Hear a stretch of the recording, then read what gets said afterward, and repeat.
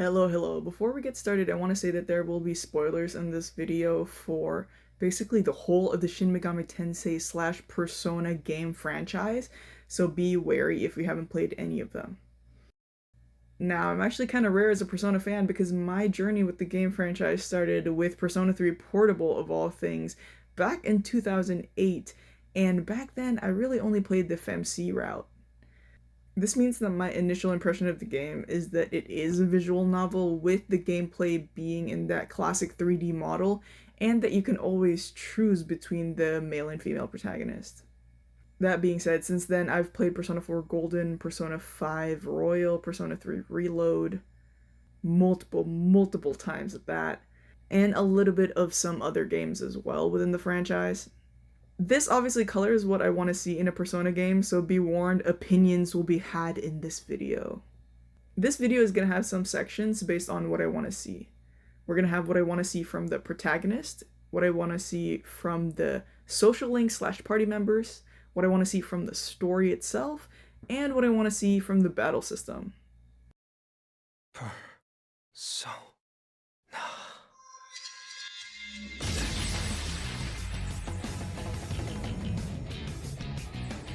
Now, it goes without saying, because of my history within the Persona franchise, I do really want to see a female playable protagonist in Persona 6. I don't know how likely that is. I haven't looked into what Atlus is really doing with Persona 6. As far as I know, they haven't really said a lot about it. But as far as I know, I don't think the playthrough itself actually needs to be very different. I think we can have some kind of twin moment where the male and the female protagonists are actually very equivalent, with their gender being really the only variable between the two, which we get to see how different characters kind of interact with them because of their gender. On that twin note, actually, if we get to see equivalent male and female protagonists, I would be very interested if they're in the same party within each playthrough. So we actually get to have another party member who gets to be a wild card and play with multiple personas. I'm okay with limiting the other's persona capabilities because you're not playing through their particular playthrough, to make it just less convoluted, I guess. But that would be really interesting to me if we had other party members that were capable of being wildcards also. Probably not to the same extent as the protagonist, though, because, you want to make the protagonist feel special in their playthrough. How much do you have to add until you're satisfied, Gramps? Now, I'm 24 years old, so it kind of goes without saying also that I do want to see an older protagonist. Now, they don't need to be as old as me, but I would like to see them at least be like a high school graduate slash freshman in college kind of thing. A lot of the things can be very similar within the story as if they were in high school, but some of the love interests can just be a little bit less creepy. With that said, also, I do think that that portion of our life really does have us going through a lot of different things in terms of like what we're trying to do with our future and everything, and that kind of crisis being represented in a Persona game would be very interesting. Next up, I think we should bring back the first persona the protagonist gets to have being designed similarly to what the protagonist themselves looks like. This was seen with Orpheus and Orpheus Telos, with each persona getting to look really similar to the male MC or the female MC, which I really like.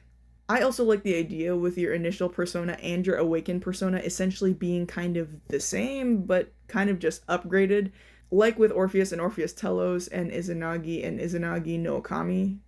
Maybe it's the same thing with Arsene and Sataniel as well, and I'm just not understanding the lore, perhaps? I'm gay. But of course, we need to talk about one of the other important things to me also as a fan. I would like to see male and female love interests. And this is maybe why they feel like they can't do a traditional like female route, because they think that if the game is solely based off of the male MC first, they feel like they have to change a lot of the love interests, and I don't think so. Let us romance anybody and everybody. I would like to see that. Which one of us would you choose for your boyfriend? Huh? Oh.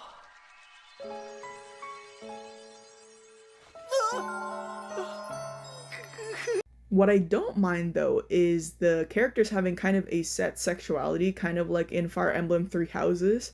Like, Byleth as a male can't romance Dimitri and Claude as far as I know, because those characters are canonically straight, I believe. But you can romance as female Byleth, Edelgard, Dorothea, and other characters within the series. I think that's really cool. Persona should take notes for sure. Get back here, you son of a... Keep up the good work. Now going on to the party members slash social links, along with the story is the most important thing in Persona, because they're really the characters that we get to know and that form our gaming experience. First up, on the topic of Fire Emblem Three Houses, I do think it would be really cute if we're able to plan dates along with other confidants or maybe even just social links to see how they get along with each other in particular. I remember in Fire Emblem Three Houses, you can cook a meal and invite two people with you so that they get to have a connection as well as your connection with them. I think that's really cute. Maybe if you'd like actually two party members or two friends to date each other instead of like fiending for you the whole time, that would be really nice. How that can work within Persona though, I would like to see is that maybe party members can be more effective against a certain arcana if they understand the arcana of the confidant you bring along with them. For example, if you get to have Ryuji and An get to spend time together, maybe Ryuji as the Chariot Arcana will have more effective moves against the Lover's Arcana and vice versa, something like that.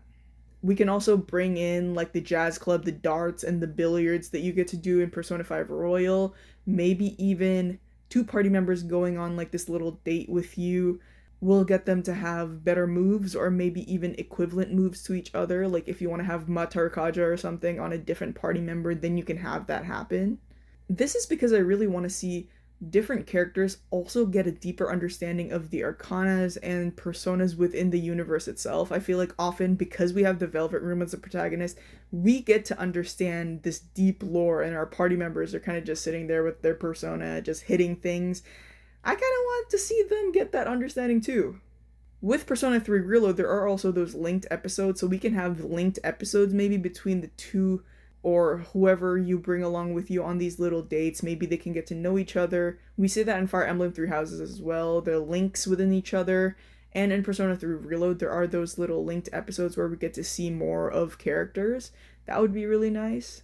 I just like the idea of having a bigger universe than just a protagonist. Sometimes it can feel like everyone is just kind of friends with you and they just tolerate each other. Next, I absolutely think that each confidant should have their own awakening within their own story and not in a confidant with you. Or maybe not solely in a confidant with you. I don't think that you need to be the kind of person in their life to awaken their persona or have their ultimate persona be awakened for them. I think they can do that within their own realization in their own story. And we do get to see a lot of that within all of the games. Like Royal brings that back, but in the original Persona 5, they just get to awaken their ultimate persona because of their social link with you. I think that like it was in Persona 3, it should be first and foremost within their own narrative. This is because I love the idea that while everyone does value you, they have their own internal life and their own internal opinions of other people and things going on around them. I don't want everything to revolve so much around the protagonist, you know? This one is inspired by getting to walk around in the Thieves' Den as other characters. I really want to see us play as other characters in their own little side missions, just to see what it feels like to be in their shoes for once. Like, for example, if during An trying to convince Yusuke to go into Murarame's other room in his house during the little nude portrait they were gonna do, if you got to play as An and get to pick different dialogue options and what to say to Yusuke, I think that'd be really fun. Obviously, we can bring it back to the protagonist and see what they were doing in the meantime as well, but I do like to see more of getting to play as the other party members outside of battle. I saw this in a video of Bubble Tea, a Persona YouTuber as well, saying what they want to see within the Persona game series. He said something along the lines of keeping the party members relevant, as in not introducing a party member so late into the game that you can only play them for a little bit. I agree with a caveat. I actually think it's okay for us not to get to play them a lot within dungeons. I just think they should have been introduced within the party and your greater friend group early in the story. That one I agree with. I'm okay with you not being able to play them until maybe the last few dungeons. I would just like for them to have already been implemented throughout the story in a way that maybe there is a reason why they're not joining you. Maybe they are really busy and maybe they want to be some kind of pacifist and they just don't want to use their persona for a particular reason, like they did with Shinjiro, you know? This would really only work if they're not as hyped as Yoshizawa was with Persona 5 Royal. It makes sense that if you played Persona 5 and then you play Royal, you are disappointed with the fact that you'll only really get to play Yoshi in like one dungeon. I get that. That one makes a lot of sense. I guess this just kind of goes into the fact that they need to plan out the dungeons early on into the life of the game, because a lot of the time you can tell that Yoshi was added because of Royal. It would be really interesting to have more of our friends and social links awaken to their persona. Maybe people that we didn't even expect. Maybe they're not really advertised in the cover as like someone you're gonna get to randomly play as the same way Yoshi was. Like, maybe imagine if your random confidants that you get to go to clubs with get to just awaken to a persona one day. That would be cool. He does also say that he is okay with character deaths, and I 100% agree with him. I think we should kill off more of the confidants and social links. For real? Maybe that's odd of me, but Shinjiro's death, I feel like, was so important to the narrative of Persona 3, and we don't really get to see that afterwards. What I will say, though, is that Nanako not dying in Persona 4 is definitely what should have happened. I don't agree with Nanako dying in that particular story, but in terms of, like, confidants, maybe it can be foreshadowed a little bit so we're not, completely taken aback because we've leveled up this party member. But if we make it easier to level up party members we're not using, this wouldn't really be a problem. And if everyone is equally as viable, this wouldn't really be much of a problem. But for the sake of the story, I do think it's really cool to have the protagonist go through some kind of traumatic story like that. You high and mighty garbage ass judgy piece of shit can't even show your own face! Hey! Alright, next up we have story things I'd like to see.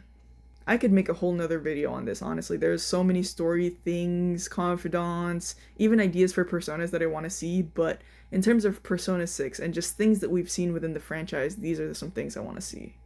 I would like to see not just good or bad endings, I want to see different but equally viable endings. Or maybe even getting to go against your own party members in endings. I don't know. I know that Persona has like this friendship is magic kind of lesson to give you, and that going against your social links at the end would be kind of like odd because it goes against the lesson. But if we go outside of the lesson, right, I think it would just be really cool gameplay wise to be able to go against your confidants and maybe even have them convince you once again to go to the good side. That would be really nice to see our protagonist kind of be able to go through more of that light and dark side kind of push and pull with the other characters.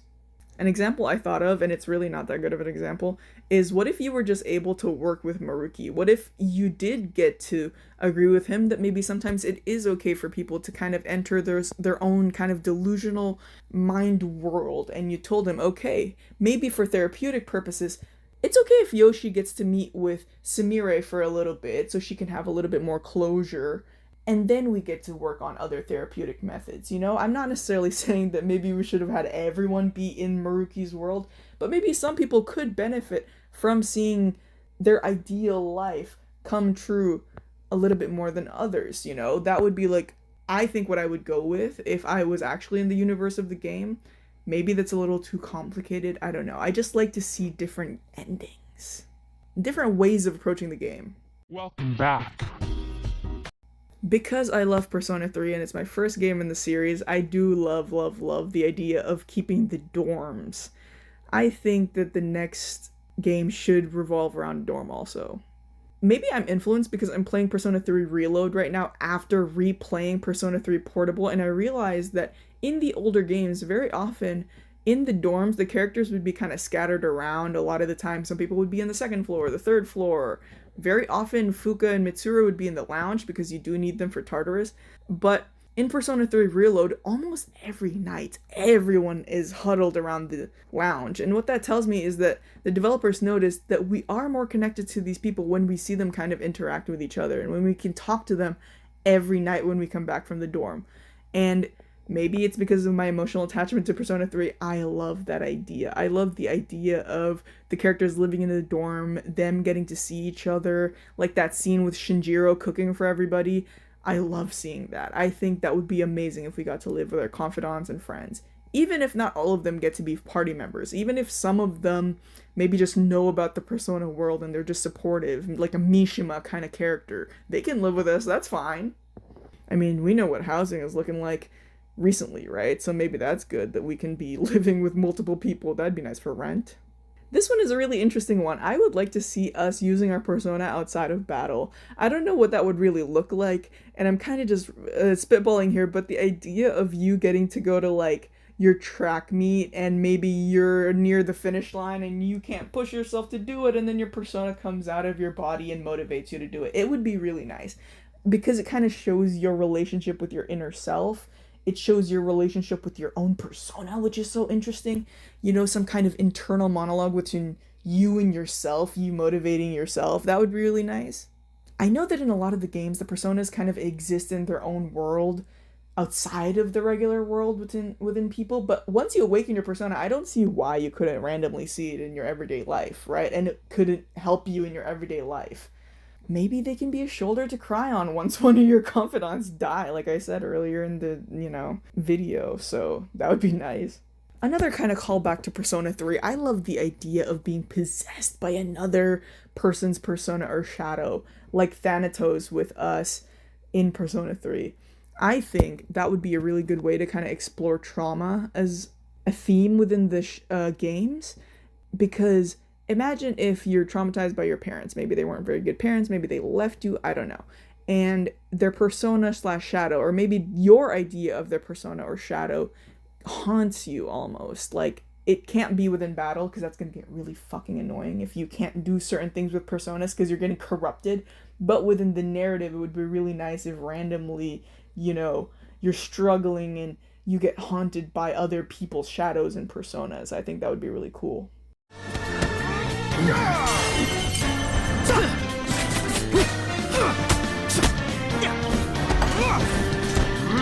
Okay, this is going to be the shortest section because I don't have a lot to say about the battle system. I'm not that familiar with like the regular Shin Megami Tensei battle system. I really only know the Persona one, so I'm really going to comment just on that. I think we should bring back different weapons, and I think so many people would agree with this because having different kinds of physical attacks is really important to the game. I feel like it makes physical feel more like its own element almost. Now, if we're not gonna get like all various different kinds of weapons, I think it would be actually kind of cool to just at least let us go empty-handed versus having the main protagonist weapon. Maybe that can even be connected to the way, like in Persona 5, we can work out to get our HP to go up. Maybe if we work out, our HP can go up, and maybe our hand-to-hand, empty-handed combat can also go up. Something like that. That would be cool. This one is a little nitpicky, but I want to see a way to skip all-out attacks or duo attacks. It's really nice to see them once in a while, but most of the time when you're grinding and it's been hours, I just hate having to watch the all-out attack animations and the little duo attack animations over and over again. It really gets under my skin after a while. Even though I do love most of these characters, it gets annoying. I do want it to be separate from the rush button though, because I can see that going really wrong if you get an all-out attack and you can just rush through the all-out attack and then you keep rushing through the rest of your game. I can see that being annoying. It would have to be a different button.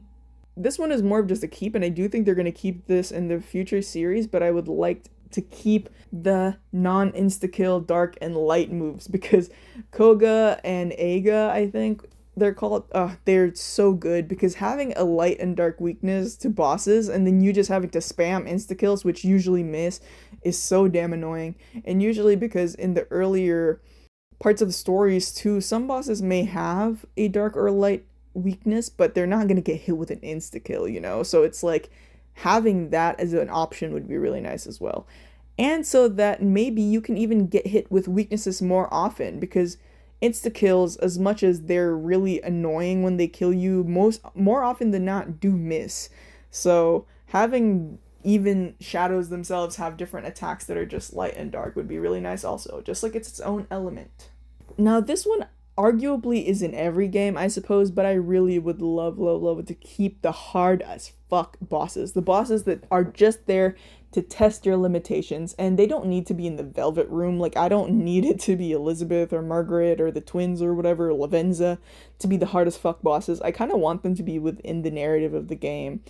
kind of just forcing you to really think hard to see how you're going to strategize in particular ways. That would be really nice.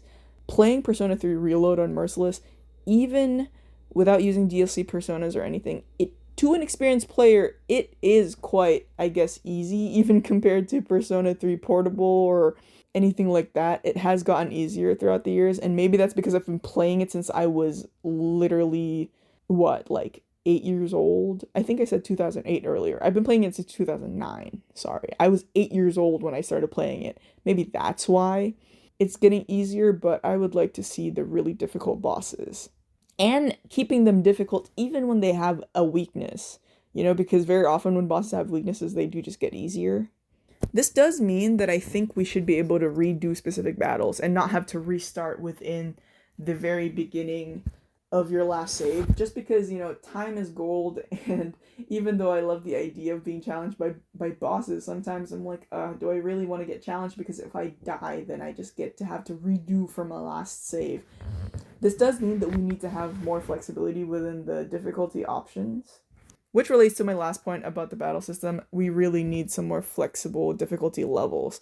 Being able to specifically tweak things within your own game is super important to me. I feel like in Persona 4 Golden, we get to see, like, you're able to change how much money you make, how much experience you get, things like that. I think that's really good. We should be able to tweak all of these things as opposed to just going with this easy, rare, medium rare, well done kind of difficulty level. I think it would be really nice if we got to see, like, really tweakable difficulty levels. Because I personally really like to keep the money normal. I'd like to make the usual amount of money, maybe even more amount of money than usual, but I'm okay with having less experience, dealing less damage, receiving more damage. I'm okay with those things. But the money, I hate grinding for money. Much like the real world.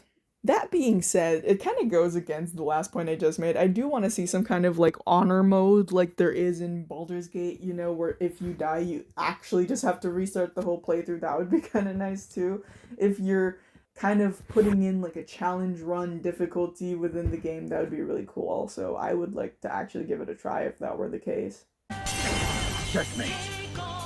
You're not even close to being in my league. With all of that said, there are millions and millions of other things that I would still love to see within the Persona games. I could make millions of videos about them and talk about them for hours, but I do think a lot of these should be considered to be added to the games, just because I feel like right now it is going to be difficult to take these things and elevate them from the previous games, specifically because it's probably all going to seem like the next games are going to be Persona 5-ified. The way that Persona 3 Reload is so similar to Persona 5. I feel like we do need kind of refreshers and looking at different themes differently if we want to keep elevating these games.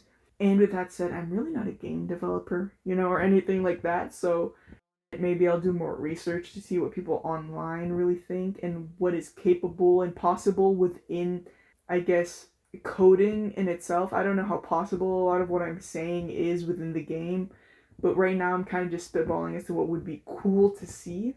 With that said, I do expect to see at least some of these, maybe not all of them, but at least some of these within the next Persona games. And I know that Persona 4 Revival is probably going to come out before Persona 6, which is really weird, and I don't know why. I think they just want to make Persona 4 kind of more similar to Persona 5, the way that Persona 3 Reload is Persona 5, with Persona 3 skin on top of it, I guess. I really like Persona as a game series, so I have really no problem with them kind of being given that quality of life, ease, and that flavor of Persona 5 Royal, considering that is their most successful game. But I do think if we want to keep making a statement, if we want to keep really pushing the boundaries of this game franchise, I think we need to look outside of what's already been done, and maybe some fans that I have seen, I think, are very close-minded into what they think could be in Persona games. Like, I've seen people kind of even discount the idea of, like, gay party members or gay love interests, or even just having two different gender protagonists just because they're like, well, it's Japan, this is Atlas. Who cares? if you're asking a game developer for something, it really shouldn't matter what they themselves have just thought of, because then they're just putting their own games in a box, right? At the end of the day, we're the ones consuming these games. We're the ones finding really that value within it. So we're allowed to voice our opinions as to what would be really nice to see. With that said, even if none of these were implemented in the next game, unfortunately, I'm too far in, I'm too deep in, I would still buy it and play it, honestly. But it would be really nice to see. And if you've watched till the end, I would love to hear what you think should be in Persona games, or how you fell in love with Persona, anything like that. And if you're here, thank you so much for watching. I hope you get more free time so that you can play the games more if you'd like. I hope that you get more ease in your life. That would be really nice. I hope you get to have all your stats boosted, or whatever the fuck gamers say, or whatever. Thank you so much for watching. I really appreciate it. I hope you have a great rest of your day. Thank you. Like, for example, imagine if you got to play on trying to convince Yusuke in the nude painting moment they had during